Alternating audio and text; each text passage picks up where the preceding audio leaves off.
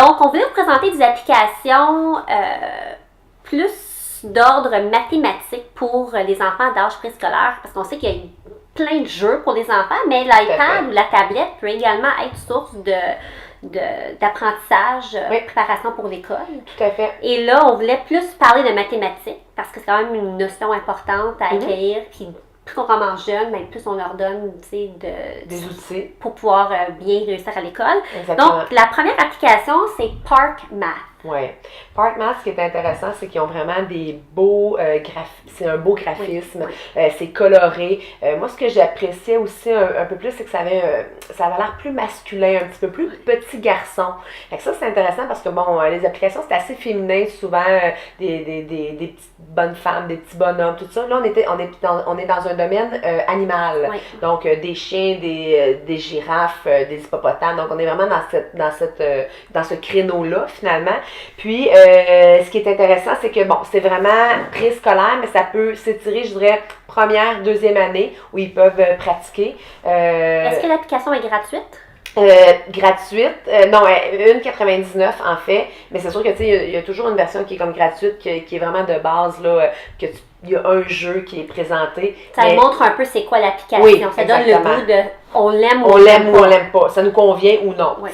Puis, ce qui est intéressant, c'est que tous les concepts de base, ils sont représentés. Donc, l'addition, la soustraction, ce qu'on appelle des patterns, donc une série. Tomate, orange, c'est quoi qui vient après? Tomate. Donc, ça, c'est intéressant. Il y a plein de concepts de base qui sont abordés. Ce qui est le fun, c'est que malgré le fait que ce soit en anglais, ben, c'est facile à comprendre. Donc, une fois qu'on l'a fait, une fois avec notre enfant, ben, il comprend puis il peut continuer par la suite à jouer par lui-même. Oui, puis la même compagnie, en fait, ce qui est intéressant, c'est qu'ils font aussi ce que moi j'appelle des applications de jeux de rôle. Donc, par exemple, où ton enfant, il personnifie un personnage qui est une coiffeuse, qui est un mécanicien. Donc, c'est vraiment des petits jeux. Fait que, la compagnie là, qui fait ça s'appelle Duck Moves. Cette compagnie-là fait plein d'applications de jeux de rôle. Puis moi, je sais que c'est quelque chose qui plaît beaucoup à ma fille de jouer à la coiffeuse, mais dans une version électronique. C'est bon à savoir. Oui, tout à fait. Après ça, l'application Preschool 15 in One Kids Pack. Oui, c'est en anglais. Oui. On peut le voir comme un avantage, comme on peut le voir pour un inconvénient. Moi, chez nous, on le voit comme un avantage parce que il y a toute une partie où elle apprend les chiffres en anglais, où elle apprend, il y a aussi une section un petit peu français. Français en fait lettres, je dirais. Donc, elle apprend les lettres, elle apprend les chiffres en anglais. C'est sûr qu'au début, il y a comme une série, je te dirais, de jeux. Ça dit 15 en 1. Donc, il y a 15 activités qu'elle peut faire. Les instructions sont mises à part. Donc, on appuie sur une touche qui est inscrite instructions. Toutes les instructions sont là de tous les petits jeux, de toutes les activités qu'il y a. Fait que moi, ce que j'ai fait, c'est que je les ai lus. J'ai fait un tour d'horizon avec ma fille. Puis ensuite, elle était capable, elle était autonome. Fait que ça demande un peu de support au début. Il y a certains jours où elle me disait, ben là, je suis pas certaine de ce que j'ai à faire. Je venais voir, c'est ça. Elle me disait, parfait.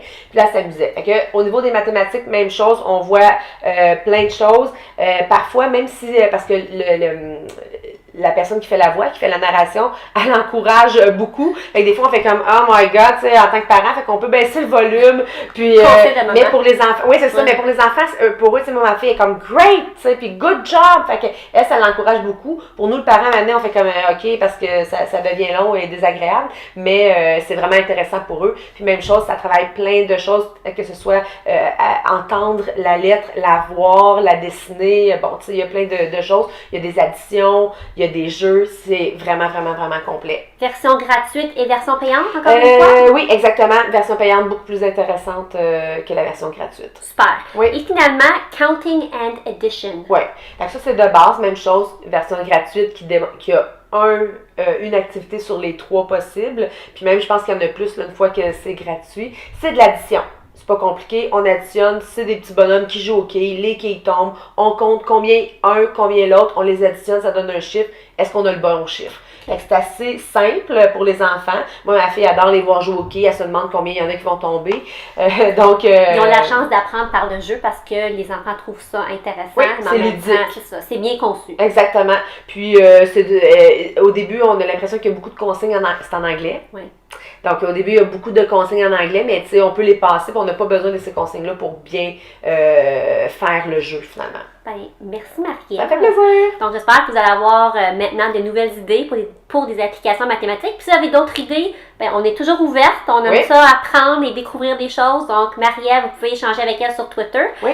Je suis une maman sur Twitter également et sur la page Facebook de Je suis une maman. Merci beaucoup, Marie-Ève. Ça fait plaisir.